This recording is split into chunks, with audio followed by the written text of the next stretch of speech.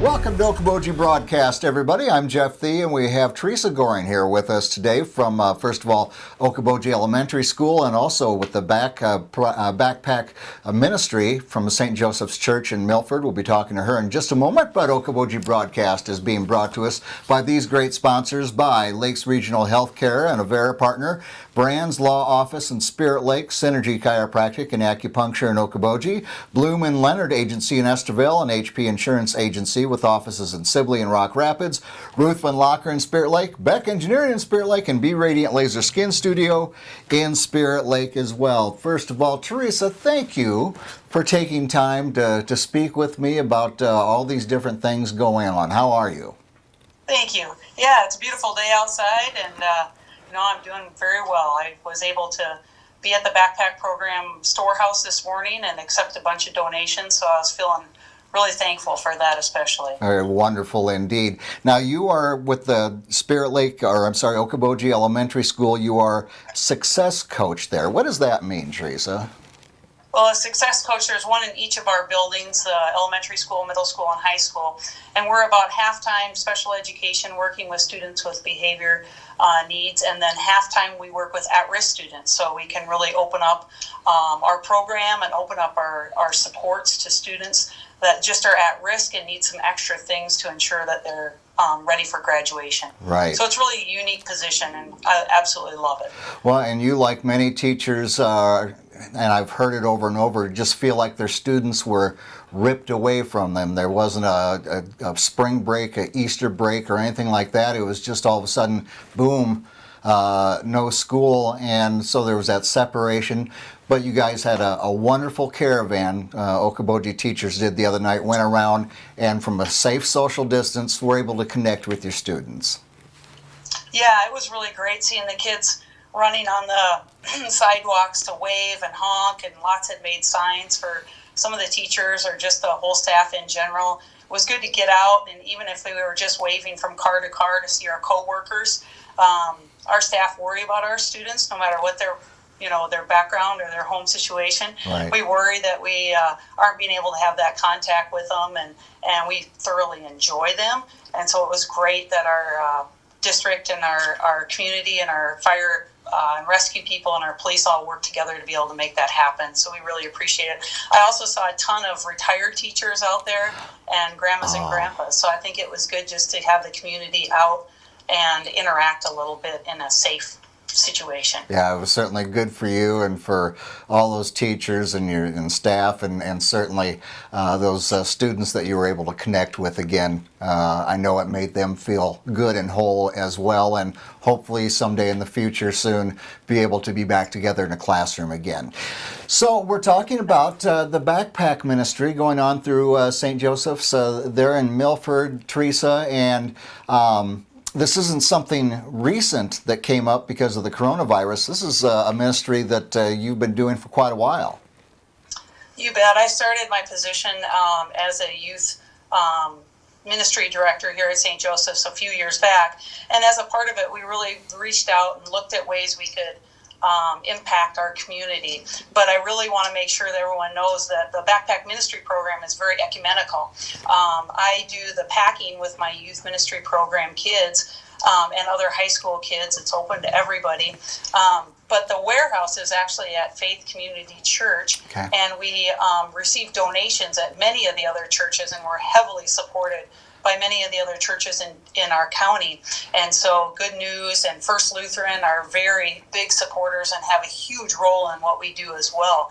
And so it really is kind of a unique ministry that it involves all the churches in our community working together to support the youth in our district. Yeah. So it's really, and we work directly with the school teachers, the counselors, and the success coaches to identify and get the product to the children. Do the families reach out to you for their needs, Teresa, or how are they identified? Through a couple different avenues. Families can reach out. Teachers can reach out and say, hey, I think we have this child that's in need. Counselors are our main source, of course, because they have their fingers and they have a good feel for the district. Yeah. And then, of course, the success coaches work with all the at-risk students. So our success team really works together to identify students in need and be able to make sure that we get that to them either through their families or through their through the school. So Yeah. and right now we have a lot of people reaching out through our phone line to be able to be added. They may not have needed it prior to the school shutting down, but now they see that need. And so they're reaching out. We've added a lot of families here in the last 2 weeks. Yeah, that was my next question, Teresa, was has the list increased? You know, there are people that have needs now that quite frankly a month ago they couldn't have ever guessed that they were going to have needs. That's exactly right. We have families that for one reason or another have their income levels have changed, or they're having a different need structure than they did prior to, or the fact that their kids are home all day. And the school district is doing a great job of providing breakfasts and lunches. But it just, the need is greater. Yeah. The need is also greater just because of the unknown, I think. And they're nervous that their hourly incomes are not able to cover what might come up, and so we're able to fill those gaps in services that are there. And so we have had a lot of families reach out. We've added about 10 to 15 families in the last 2 weeks, and even some more this morning that had been reached out to me. Someone knew them, an auntie or somebody like that called in. I was able to reach out to the family. The family graciously accepted the help. I had a high schooler call in this morning. And so it's really great that they know that we're a resource that can be utilized in times of need. Yes. And Jeff, that's something that's pretty normal in our program. It kind of ebbs and flows with the summer. As people go back to work, they may not need it on a regular basis because of the summer employment. So it's normal for us to go up and down a lot. Okay. Now, what kind of items do you specify for or reach out to people saying, hey, we need A, B, C, and D and F here? Sure. Our items are pretty normal shelf-ready items like canned goods, mac and cheese. We like to have canned fruit available. They don't always have to be the single-serving, ready-to-serve items because ours are going to families sometimes. We also have a strong need right now for cereal. But some really unique things have happened. We had a couple farmers donate meat, so we've been able to get meat out to all of our families last week. This week we're doing oranges and apples, and eggs were donated. And so we've been really able to do some unique things that are not normal. Yeah. We always pack bread and peanut butter and jelly and things like that as well. But your normal SpaghettiOs, soups, mac and cheese, fruit snacks, all those kind of fun treats as well, we try to add in. Yeah. Now, and you mentioned the spots that people can donate. How can they do it safely with social distancing now, Teresa? Yeah, it's been kind of a unique situation. I have some people that actually either just call me or personal message me if you happen to have those avenues to get to me. And I'll just say, hey, I'll leave the back of my car open. I'm at this location right now, and they'll just drop it off.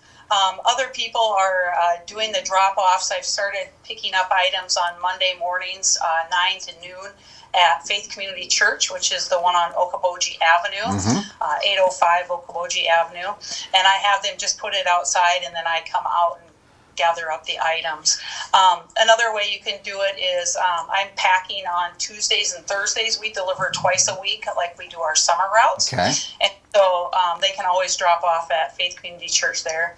I know First Lutheran is accepting items. I think you call the office and leave a message, and then they're able to bring the items into their church.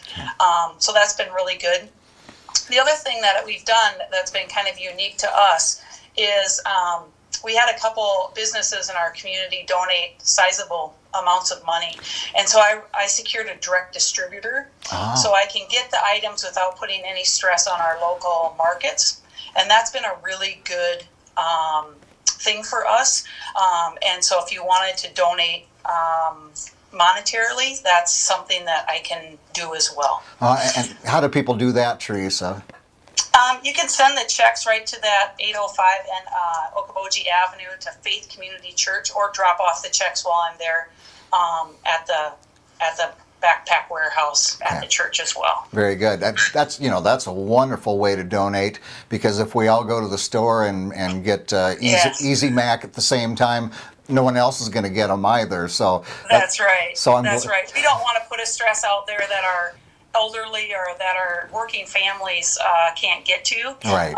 And our donors are very regular, and so we don't want to put any extra guilt or stress on them either. Absolutely, so. Yes. Well, Teresa, it is truly a ministry the way you're reaching out to, and I know it's a lot of people. We're a community of communities, and even through social distancing, we're all shoulder to shoulder on this thing. So I thank you on behalf of the communities around here and all the people involved for what you're doing, and hope that they continue to do so as well as they can. Yeah, we really appreciate it. And I just want to give a shout out to our packers and our delivery people. It's a smaller group because we want to be really safe. Yeah. But year round, year to year, we just have really committed people who front face our shelved items, make sure that things are all not expired and things like that. We have ladies that it's really a unique situation because we have the very young that are helping with food drives in the elementary school, all the way up to our retired elderly people who write little notes for the backpack kids. So it's a really unique ministry that combines a lot of different age groups and a lot of different churches. The other thing, Jeff, I wanted to point out was the backpack program has something called the Backpack Plus. Okay. And so families can really reach out if they're having difficulty with items such as glasses or doctor's appointments or medications or just really oddball things. We have a set-aside line item that is not overlapping with the backpack items. If you want to donate for food, you write it out to backpack. If you want to donate it for some of these other things, you can write it out to the Backpack Plus. Very good. And that allows us to really do whatever's necessary to help a kid succeed. Shoes, sporting equipment, all kinds of things just to make their lives a little bit better. So we really wanted to thank the people who donate to that as well. That's just so wonderful, Teresa. Despite everything going on, don't we live in a wonderful community? Oh yeah, I can't even believe it. We've had nonprofits, we've had service clubs reach out to me, we've had almost all the big businesses in town just send checks to be able to support what we're doing. So we are truly blessed, and I know the kids feel that. When I go out and visit the kids and drop off the items, you can tell in their faces they miss people, but they know they're being supported. They know that they have avenues of ways to reach out if they have a need. So that's really great. Teresa, if people have questions on how to donate, where they can go, if they want to get their names in that they have needs, how do they best contact you? Sure. I think the best way is reaching out to Faith Community Church. They're not answering their phones, but you can leave a message. That phone number is 712-338-4642. That's 338-4642. Leave a message for the backpack program or me, Teresa, and they'll pass it along. So if you have a check you want to send, it's 805 Okoboji Avenue to Faith Community Church. The check is written out to the backpack program. They're our fiscal agent. So they can accept the check, but it goes into our program account. Or leave a message if you're a family that wants to get on the route, and we'd be happy to accommodate that. Make sure you leave your family name and a phone number that I can call you back at. Well, Teresa, thank you again, and for everyone, all your volunteers that are making this happen, and it's truly appreciated. You be safe, be healthy, and thank you for joining us. Yeah, thank you very much for getting this message out there. We appreciate it, Jeff. It's my pleasure, Teresa. Teresa Goering has been our guest with us here on Okoboji Broadcast. We thank her for joining us. We thank you for watching us right here on Okoboji Broadcast.